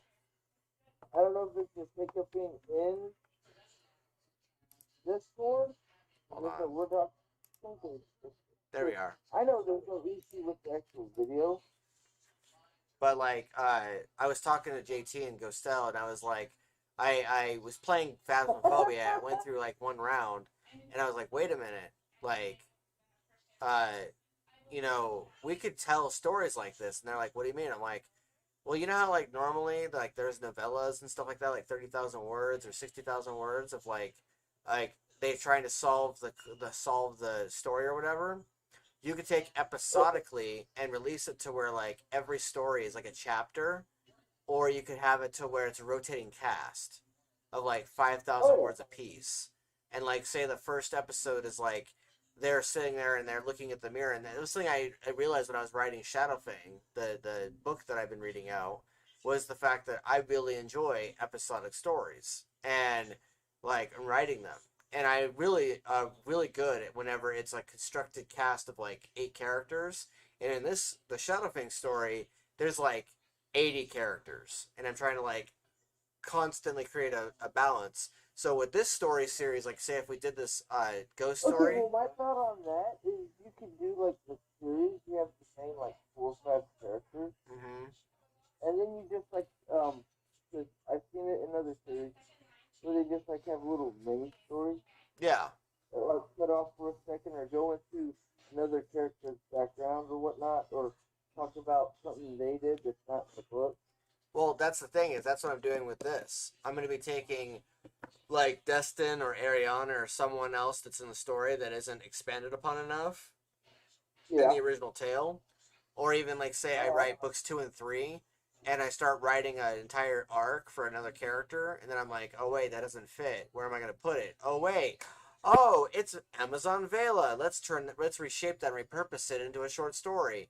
And then you turn it into like 3 episodes of that one particular chapter in which each one is the character, and you're like, and then the audience is like, so they're listening to the story or they're reading the story, and they're just like, wait a minute, this character was in that book, and I see the other main characters mentioned, but this is giving this character more limelight. So it's kind of like Falcon and Winter Soldier, where Sam and Bucky, we didn't know that much about them pre-Falcon and Winter Soldier, but the series gives us more fleshing of the character. Like you love Sam because of Falcon and Winter Soldier. You only liked Sam from the Infinity War series because you didn't know that much about him, because we were trying to balance him with everybody else. But Falcon and Winter Soldier gives you more emphasis. Similar to Wanda. You didn't know that much about Wanda's history or past or anything or what happened to her, nor her pain. And then WandaVision came out, and suddenly you're like, oh shit, there's this entire story here. So, similar to that with this story, if like there's like 4 or 5 characters in a story, the fans are like, wait a minute, I want to know more about what's going on with this other character. And we're just like, and then I'm just like going, okay, so if you want to know more about that character, I have an entire short story series that goes into that character. It's like a 6 episode arc or whatever. Like, those are some things that go on in my head. Like, I was there thinking about this a lot because I was telling Amber a year ago that I wanted to do something like that, where you would take and you would create an entire side arc series that takes place within the same world, or that are completely different characters Yeah. that mention the main stars but aren't the main stars, and they become the main stars of their own story. And I was, being faced with the fact that maybe I'll have to create a bunch of short novellas, but then I'm like, then I saw Vela happen, and I'm like, wait a minute, I could do like shorter 5,000 word stories in which they go, it's episodically in canon with the regular series. But I'm also going to be doing the stuff we're talking about, Oh yeah. No, I completely get that. hoping that by the end of this year I've created a lot of that content. Well, we have a lot of time. One, we're both going to get wasted in here. Two, we're going to get more muscular. And three, we're going to have fun and do that sort of stuff because I think that would be fun because I could like, okay, well, if we're going to do this, all right, I need to get more enveloped into my stories, or me and you just shoot the shit on, going at 10 o'clock at night to work out, go and just do that sort of shit. Like, okay, I'm going to grab some fuzzy bug and just sleep. Yeah. I mean, because that's like, okay, the kids went to bed, I'm running off for 2 or 3 hours, and then I come and I can grab Amber at 9, take her to the gym till like 9:45, come home, grab you at 10, take you till like 10:45. We'll get drinks on the way home, and I'll drop you off, and then I'll come home and I'll sleep. Yeah. And then I'll still get up around 7:15 in the morning, like I do every day. Yeah, but hopefully you'll enjoy But I it. mean, for the short story stuff, I mean, it's not just from me to you, or us doing like you do one and I do one, and it's an episode that we make up like, if you were saying, scary stories. Because I got a lot of scary stories and just series on like Bigfoot, Wendigo, Skinwalker, Dogman, werewolves, that sort of stuff. That's kind of stories and what I like personally. So I'd have fun with throwing that stuff in there and doing like a little mini short story. I'd have fun with that. 'Cause I always had trouble writing my stories as a book. I always did them better as a short story. So you just mentioning that and bring that up, that would work immensely well for me and the way my brain processes that sort of stuff. You also give me more of a chance to compress all the ideas I get into end up being like a good mental exercise to be able to Oh flex yeah. my muscles into making shorter concepts or shorter stories. That way, it kind of gets that how I would talk about beat wise, like a story beat. Yeah. This would allow me to flex those muscles and be able to create little smaller stories that help me flesh out my writing abilities as a creator, so that when I tackle bigger stories, I have that muscle reflexed. Because before, it was always, I gotta juggle this and then I gotta juggle that, and it takes too much time. With this, it would be Yeah. like, and and then like with you doing your thing, like us bouncing back and forth on that, it would give me time to be like, okay, he's got episodic 2, episodic 5, I've got 4 in 1, and then we just match up notes with what everything's working on, and then from there we're just able to do that, and I could hash out 5,000 words in 2 hours, 3 hours, and be Oh done yeah. with it, and then like flesh it out and just edit it and compress it. Like, it would not be that big Yeah. of hard. Shouldn't be. I could also see us putting it on like, well, it's me personally. I could see us doing it, like you're talking about, putting it out there online. And then for me, I could take my little short stories and throw them on my YouTube channel for like this audio file. Yeah, exactly. That's what I'm talking about. Is like you would take the pre-recorded content, like say we turn it into an audio series. We could take the audio content. You could put it on Twitch or you could put it on YouTube, whichever your choice, because we own the Yeah. content.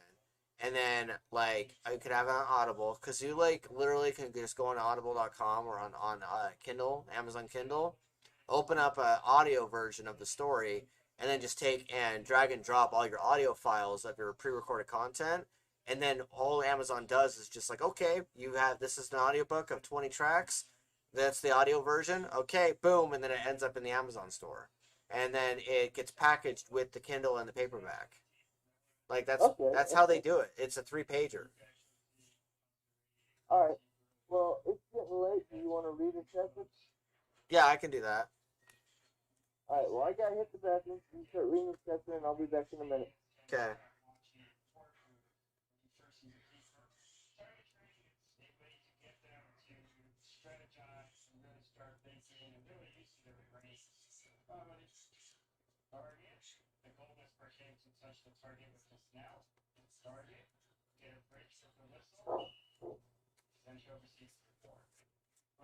All right, everybody. As you saw in the podcast, I've been holding this book up a lot.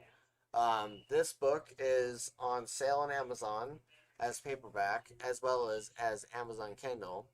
It is my debut author novel. I've already talked as extensively with Karnage about other story ideas and other stuff.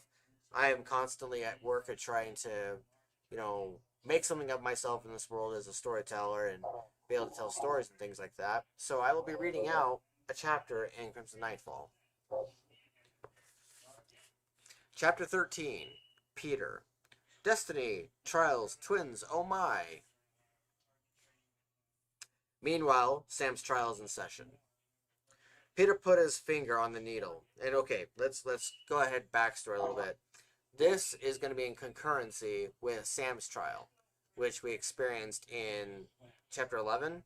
This is like right after that chapter. Like this is meanwhile. That's why it's called Meanwhile.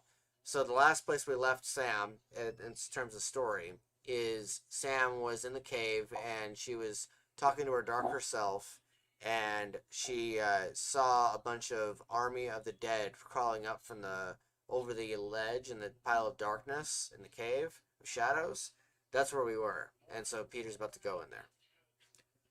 Peter put his finger on the needle, pricking sensation as blood dripped down, an offering to whatever ancient gods like blood on needles. The needle looked freshly wet from a recent visitor. Peter suspected his cousin.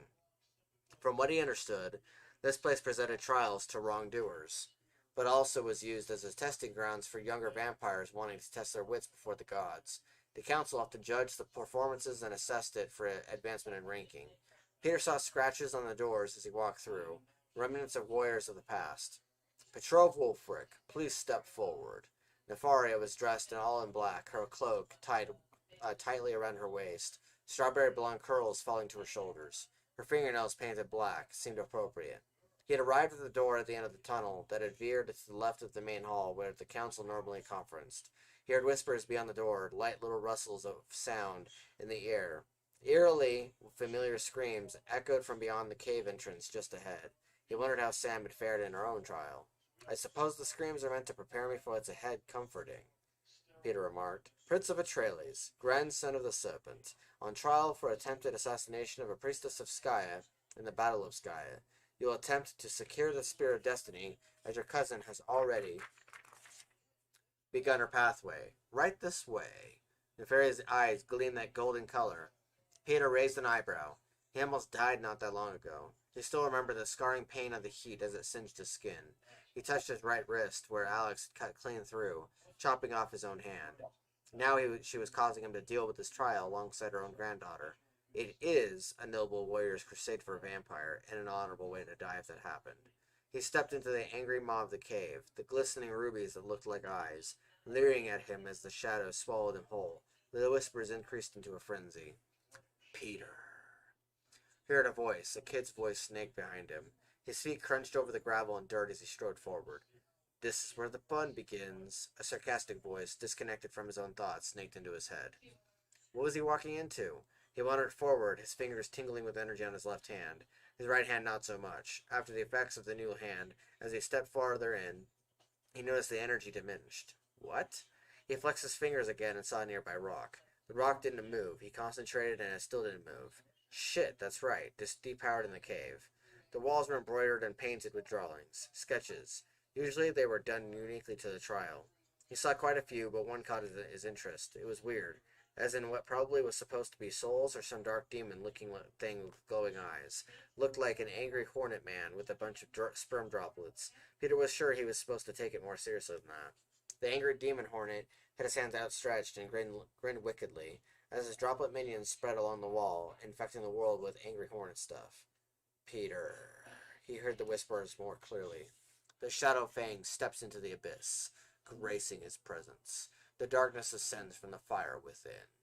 With each step, it was like a rising crescendo of scattered voices, each whispering parts of the name Shadowfang, others whispering Destroyer, Burner of Worlds, Savior, Martyr. The Trinity will rise. Okay then, angry hornet man, what else did you want to tell me? Peter asked sarcastically. He stepped over gravel and earthy ground, feeling the energy emanating from the ground. He felt a pulsating buzz in the air, a bunch of vibrating sounds in his ears. He thought he'd actually run into bees at this point. He kept walking forward, and a small blue beam of light came from the dark horizon of the cave, a dark pit ahead. What now, angry hornet man? It's him, the Wolfric, the dark, vengeful warrior. The voices seemed to come from the pit, and the beam of light at the same time. He felt pulled toward the pit and wanted to fight it, not get dragged into the abyss. Did you die when you fell down there, or was this part of the trial? Shadow figures materialized around him and danced in a feverish chaos. Swirling, and Peter began to feel disoriented. His stomach churned from the extreme vibes of anger and happiness at the same time. The ground bubbled beneath him, and it got watery. The earth began to meld over Peter's shoes, and he began to feel anxious, panicked. Quicksand? At first he thought it was water, and the beam of blue light got brighter. The whispers got more intense. He saw faces in the shadows. Virima, Orion, Lionel, Leon, his buddy Vilas, Destin, Trinity, Sam. He thought he saw Ares' face shift in the beam of blue light.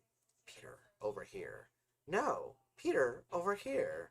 The shadows with Virima's and Destin's faces giggled wickedly.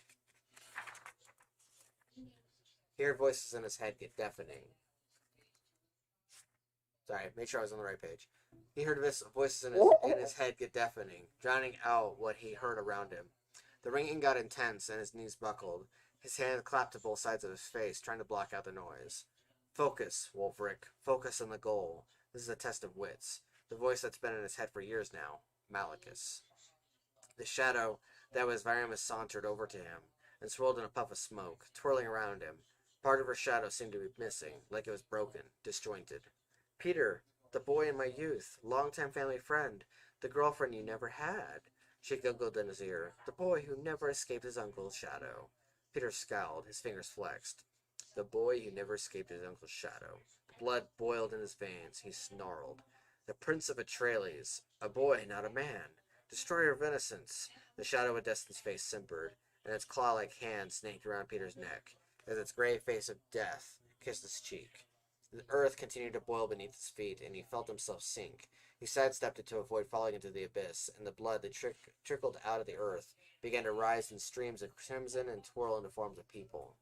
You killed all of us! Roofs were forming, vacant faces, different Fey people from Skya. Your dear uncle used you, and you killed us. All of us. Some were kids, some were adults. We had families that loved us. Blood continued to bubble along the ground, and rise like an angry stream of crimson guilt. I know, I'm sorry, Peter said, his voice breaking, emotion threatening to break his composure, the guilt bubbling in his chest like a giant hammer of weight.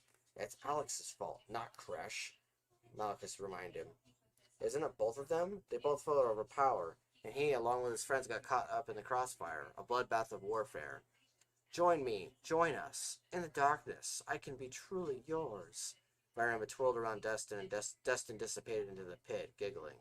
Virima's gray face, lacking the sparkling green eyes, red rosy lips spreading across on her face like a wicked grin. Be with me, escape his shadow. We can be together in the darkness. He could almost feel her breath on his lips. This isn't real. She's not real, Malachus warned Peter.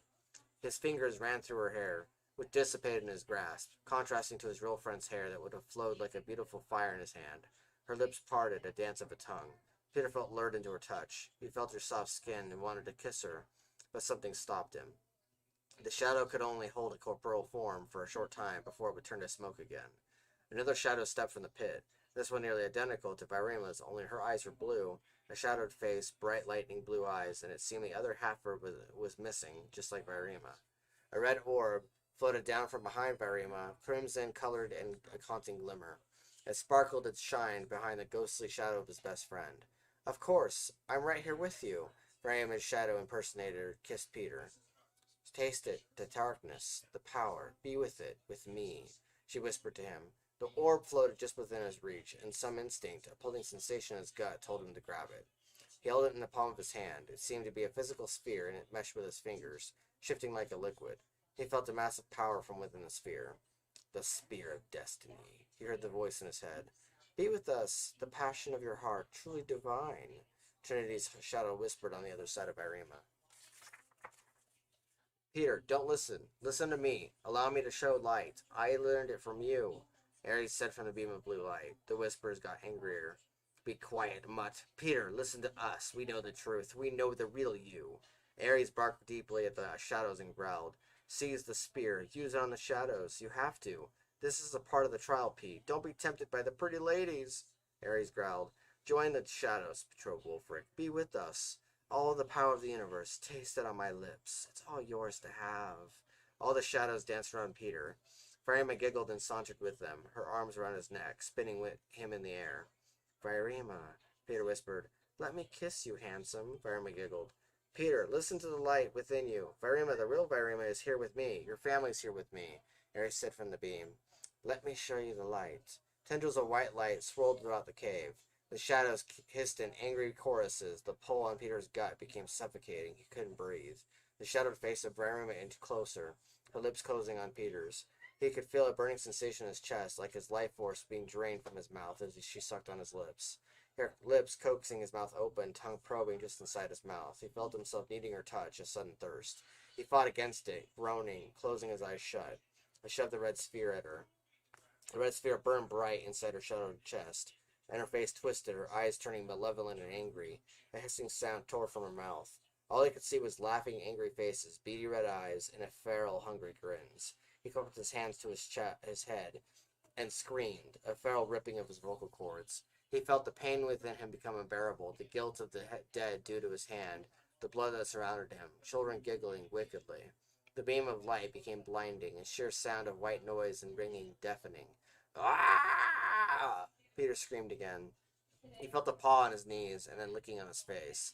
He was shaking on his knees, the gravel feeling rough and coarse on his hands, his face rubbing against the earth. He could feel the wetness of the blood, the liquid pooling around his face. Come on, vampire boy, get up. Ares prodded him again. Is this part real, or is it still creepy shadows? Peter croaked.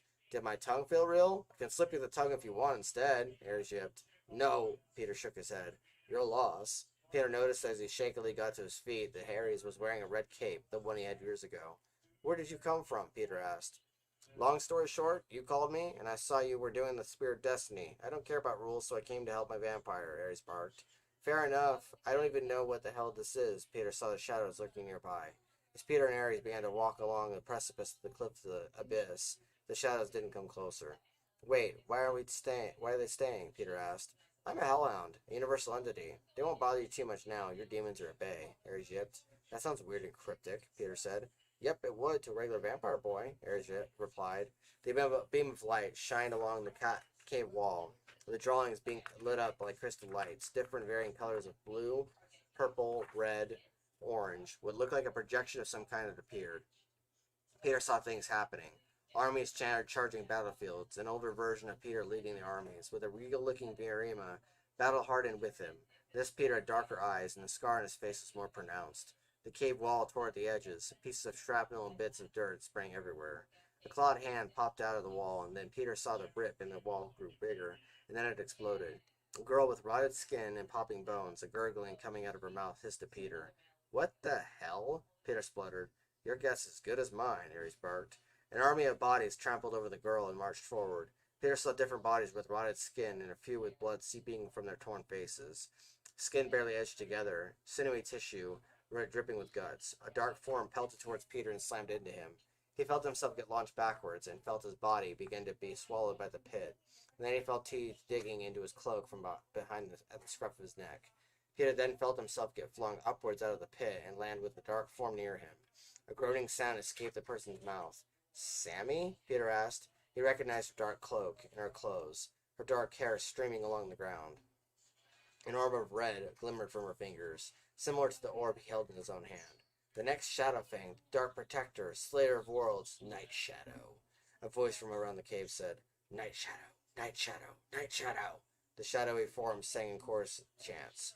The army of the dead clambered around the ground, edging around the pit. The shadowy forms surrounding Peter and Ares from both sides, with Sammy on the ground beginning to stir. A dark shadowy form screamed from behind the army of the dead, and a red-eyed face opened its mouth, swallowing the dead in the shadows. Betrothed Wulfric, you shall be destroyed. The shadowy, angry red face screamed. What? Peter gasped. The shadow cloud with the red-eyed face collided with Peter, and he felt like he'd slipped inside the angry dark storm, joining the army of the dead. All he could see was red chaos and a storming tornado of rotted limbs and skin and limbs. An angry cackle rang in his ears. Together, Ares, Sam, and Peter, along with the tornado of the dead, fell into the pit of darkness and freefall. That's the end of that not chapter, but section. He fell for what seemed like forever. He felt his energy emanate off his fingers finally, and the electric fire burned his fingers. Finally! Peter shouted and let out a giant yell. The angry cloud screamed back as Peter let out a giant web of electric blue fire. Every part of his body pulsed like an angry muscle. He felt his hair stand on end. He hated being attacked out of nowhere. At worst, in the middle of a bloody trial? You son of a bitch! Peter let out more bursts of energy, dark, angry bursts. A few bodies exploded from the electric fire, spraying the vicinity with crimson liquid and viscera. Blood and guts, shrapnel of bones, swirled inside the storm like a gooey blender of gruesome splendor. They could see quite a few rib cages completely disconnected from their respective skeletons, just floating in free fall as electric sparks highlighted the whiteness of the bone marrow, concealed blood smoking. You way to go, cuz. Just when I needed a bloody shower, Sam deadpanned near Peter. You're welcome, Sammy. I did think of you. Peter eyed a few of the bodies that swerved near Peter. Sam waggled her fingers and caused fiery energy blasts to smash into those bodies, causing more splashes of gory viscera. Tasty, Peter remarked. Both cousins kept blasting bodies that swerved too close within reach, and a few of the bodies' eye sockets burned bright white and blue as screams tore from the mouths of those respective dead who were decimated. You shall be destroyed, grandson of the beast, Shadowfang. The cloud fought back, and then Ares hovered beneath them both and headbutted Peter in the ass and kicked Sam, causing them to flip over and her to smack into Peter. Both cousins groaned. The cloud shrieked. Thanks, Sam grunted. What a banger, Peter grumbled. Out of nowhere, they were in the night sky. The wraith was floating in free fall, spreading like a pulsating angry cloud. The moon high up in the air, and Ares had Peter and Sam on his back, the red cape billowing behind him. He saw a wave of purple energy in the air. You aren't dead yet, Wulfric? How disappointing. I thought Wraith would do the trick. Minecrypt snarled. A wave of water swirled below him, the mask of hate painted across his face, beady eyes furious. Is that what that was? Attempted murder on a prince? So, you aren't smart after all, Minecrypt, Peter yelled back. Minecrypt snarled and shot beams of red light at Peter, and Sam pelted them off, flicking her fingers. Where is that last tablet, Wulfric? Give that up and we'll leave you be, Minecrypt yelled. Don't make the same mistakes you did last time. Messing with a Capella and a Wulfric at the same time is not fun. I'll tell my grandmother make it that much harder for you to have peace, Majesty, Sam growled. Minecrypt snarled. So it shall be. I will summon the Black Guard. The sky will be surrounded by the might of the sea. Why is it always about the damn tablets? Peter grumbled. Minecrypt twirled his fingers, and a spiderweb of dark purple light appeared behind Peter. He felt the force dragging him down. Ares, dodge it, Peter said. I'm trying, man. It's hard. He's strong. Hold on. Ares shifted his body, and Peter gripped tight on his fur. I got us, pup. Sam grabbed the web with her fingers and launched her body at Minecrypt, and both of them careened off to the side. Minecrypt screamed as he was engulfed by Sam's radioactive fire. Ares narrowly avoided the spiderweb, but then collided into a stray set of bodies that must have slipped from the storm of Wraith, who screamed above them and it shoved Peter off Ares. Ah! Peter screamed. He tried righting himself. He landed hard on the ground. Stars filled his vision, and the air was firmly knocked out of him. He coughed hard. A splash of blood rained from above as the wraith cloud let go of more bodies. Hey, buddy, you okay? Orion asked Peter nearby. He sidestepped a stray hand that had begun crawling along the ground, eyeing it warily. What? Peter asked. Nathan was with them. They both stood, clad in battle armor, black cloaks surrounding their bodies. Nathan held a sword, wide blade, and long-held crossguard. Hey, Nathan, buddy, how are you? Peter asked. Good, you look worse for wear, though. Man, did you just do Spirit of Destiny? Nathan asked. Yeah, Peter nodded. That's some rough shit. I'm glad you made it. Meanwhile, Minecraft decided to show his ugly face. I take it that spiderweb's ugly, Nathan said. Yeah, apparently it tastes like shit, Peter grunted. Yeah, he's shit, Nathan said. Let's just kick Minecraft's ass and get out of here, Peter shakily got to his feet. Family sticks together. Nathan grabbed Peter's hand and helped him right himself. That it does, Peter nodded. I mean, I'm no Wolfric, Nathan trailed off. You're as much as Wolfric as I am, Peter patted the guy's shoulder. Thanks, Nathan grinned. Enough for the reunion. Where's the tablet? Abraxan needs it, Minecraft said. His voice surrounded the field next to the lake, and Peter realized they were right next to the school, Heroicum Academy. Abraxan can eat a dick, Virema grunted. Lionel and Virema were standing behind Ryan and Nathan. So be it, Minecraft stated cryptically. A circle of dark light appeared in the air and spun rapidly. Minecraft slipped out of it, and his legs were fins. Barnacles etched across his face, purple plates of armor across his chest, a tattoo would look like a star on his face. Trinity showed up with Dante. It's not the brightest to be attacking a school, you know, Trinity said. Where's Hardest? Peter asked. He's with the council. They're discussing what to do about the foreign attack on their soil, Trinity winked at Peter. Minecraft must have sensed something. His eyes glowed red. The true vessel of Trinity, the mistress of Abraxan. I'll say no anyway, Trinity hissed. I don't like being used. You will say yes when you've seen your true self, my dear Trinity. A whisper was heard along the field. The only Trinity shall rise again, Minecraft said, like in a rehearsed chorus. Wraith billowed across the sky, a dark omen of red light, causing the moon to look even more creepy. A harsh, cold wind began billowing through the air. Trinity clapped her hands to her face. She groaned. No, no, no, I'm saying no, Trinity kept repeating. Steadily, Trinity, Dante said. Stay out of this, Angel, if you know what's good for you. Minecraft said, his eyes red, and his voice echoed across the field. Sorry, I don't do those things, Trinity. You won't get your vessel, not while I'm around, Dante smirked. You will when you've lost. Trinity's voice echoed in a sinister giggle. Streams of smoke billowed out of Minecraft's mouth and shot at Trinity into her mouth and her ears. Her eyes glowed gold. No! Trinity screamed. Her whole body vibrated and then turned silvery, the gold energy emanating off her. Virema, I have to try it. Peter looked at Virema, who stared at her own twin sister in horror. No, that's my sister, she gasped, and she grabbed Peter's hand so that he couldn't. I have to take her soul so I could rip that bitch off her, Peter said. He didn't truly believe he could actually do that, but he was Night Shadow, right? No, don't. Not yet, Pete, Lionel grunted. Dante put a hand on Trinity's forehead, and she screamed, her eyes going into a feral rage. Dante Pyro, bringer of light, stay away! This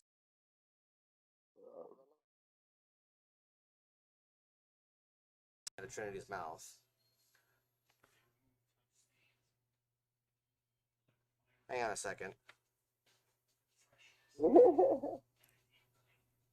Don't switch. Okay, there we go.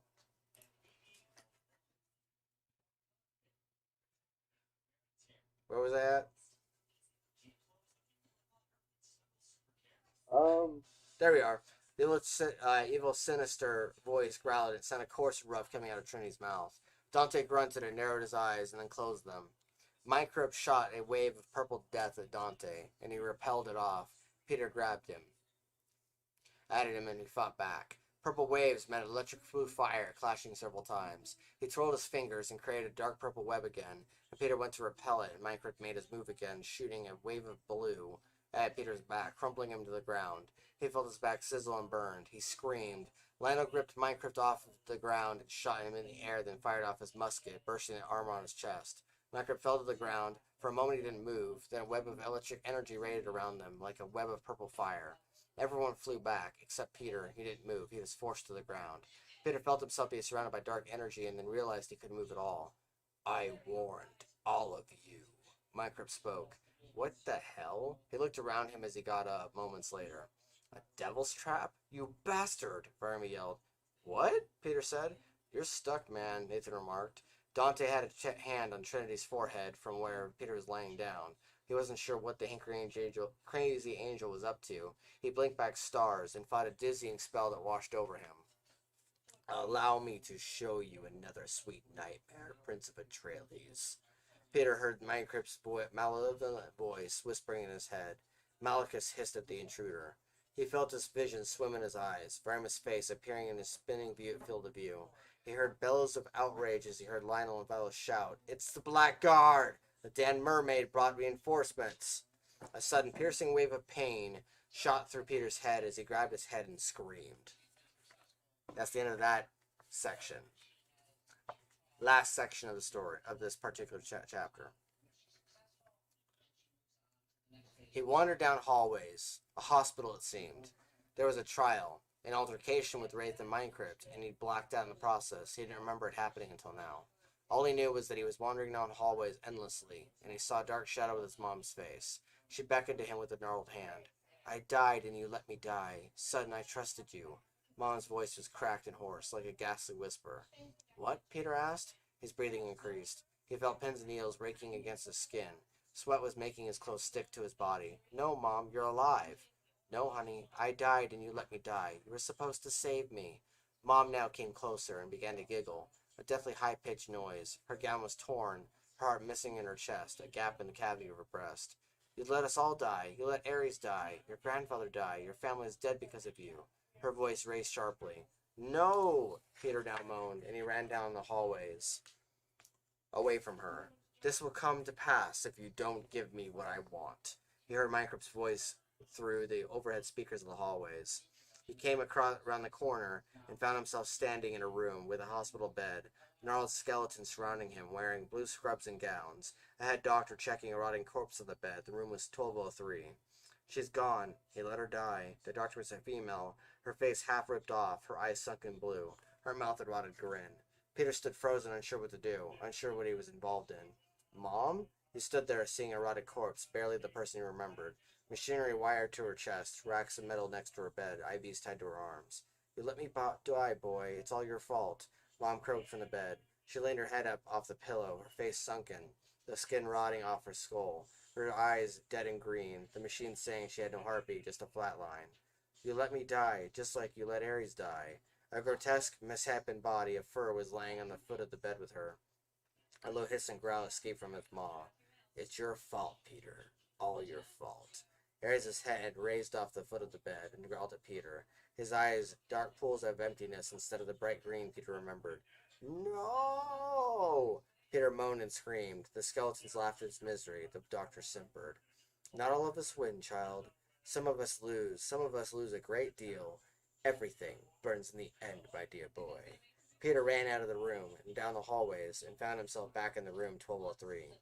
"This is what happens when you try to stop Minecrypt and the Unholy Trinity. Give us a tablet and it will all be over."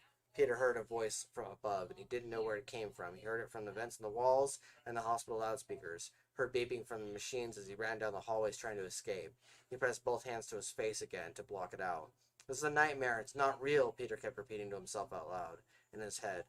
"You will soon learn, boy. The Trinity will rise, and you will deal with that truth sooner or later. Your world will burn in the process." It seemed to be on loop. The hallways, the room, 1203, the skeletal specters as they pulled out of the room, the doctor and his dead mother as they laughed. He couldn't escape. His knees buckled, and he screamed, "Mom!" That's the end of that chapter.